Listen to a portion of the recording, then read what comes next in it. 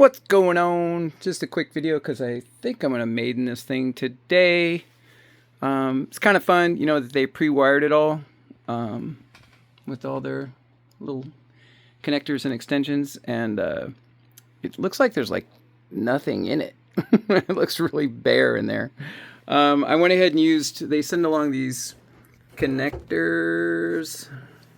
Well, you can see them, the receiver for that, receptacle for that plug-in to the other side of the plug on XT60s. And all my stuff's XT60, so pretty cool. And so I went ahead and soldered up some pigtails that go from those connectors over into my receiver, which is XT30. And then I plug those in, and now when I put my batteries in, I just get to pull them out like that. I don't have to bother getting in and out of the receiver. So that's kind of cool. And yeah, it's all pretty neat and tidy. I went with the rectangular tank because I had two of them and I want to go smoke. So I just put the fuel tank on one side for the maiden, and yeah, I got all set up to run. I left the space for the smoke tank, and we'll get that in at some point, maybe. And then let's see. I just want to upload this video, so I'm just gonna put you down.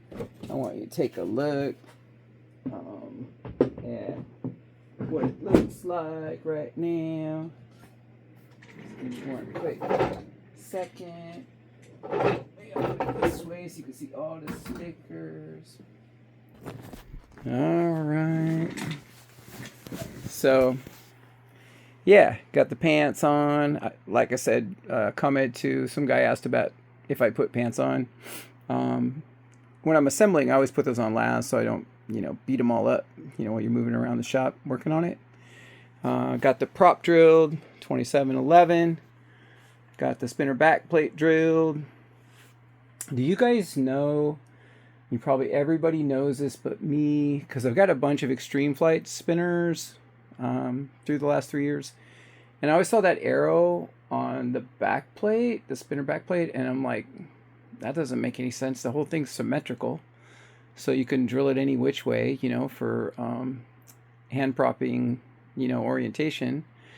And then I never bothered to look to see that there was a white arrow. That's a black arrow on the back plate. There's a white arrow on the inside of the spinner, and that the spinners are balanced, and then so you just line the arrows up.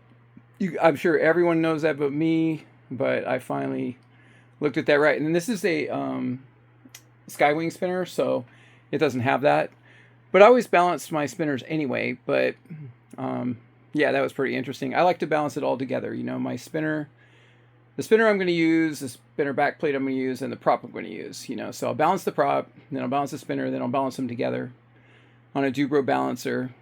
And yeah, and I have a video on balancing props. And, even though these Falcons come pre-balanced, and the Extreme Flight spinners and back plates come pre-balanced together, I still find that, virtually everyone I have to adjust a little bit. And it's going to cut down your vibration just a little bit. So, see, I can always find something to bullshit about for a while. But yeah, this thing is pretty cool. I like all my graphics. I like the scheme on the plane. I did something kind of cool down here. You won't see till I torque roll. I put a couple stickers right there. And yeah, this thing's pretty cool. Yeah, I think it's like 5 or 6 in the morning. Probably 6, huh? Yeah, it's got to be 6:30 in the morning, something like that. I don't know what it is. But yeah, I'll take a nap for like 4 hours, and then I don't think there's anything really left to do. I kind of want to tighten up get an iron and burn down some of these edges on the covering. Maybe run some thin CA on them. I know a lot of you guys prefer the clear nail polish.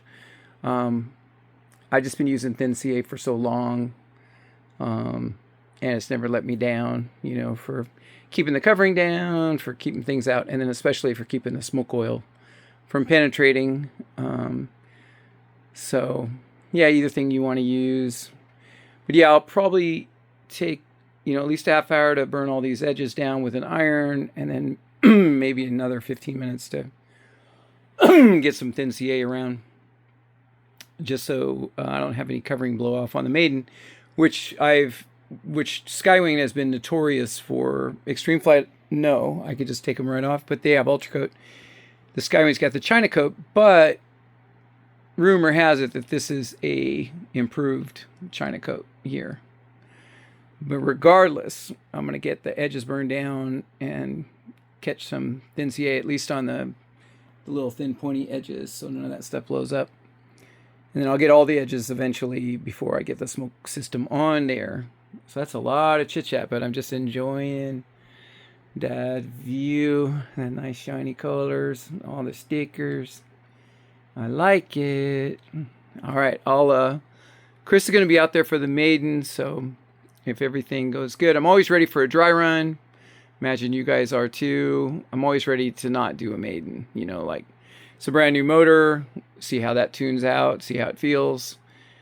Just kind of check the whole plane over. If everything just goes together good, and the radio's acting right, and the engine's acting right, and even then I won't just go up. I'll just sit there for like an extra 15 minutes to half an hour after everything's dialed, and just kind of go through everything in my head. Like, did I do everything? Is everything dialed? Do I want to double check, triple check anything? I just want to do the maiden tomorrow, whatever. So I'm always ready to say no, no to the maiden. I'm always ready to not, force the issue and have to go up. And yeah, I'm ready for a dry run. But yeah, if everything looks good and Chris is there, we'll get a little maiden video. It's a brand new motor, so I'm not going to do much, just some circles. All right, out.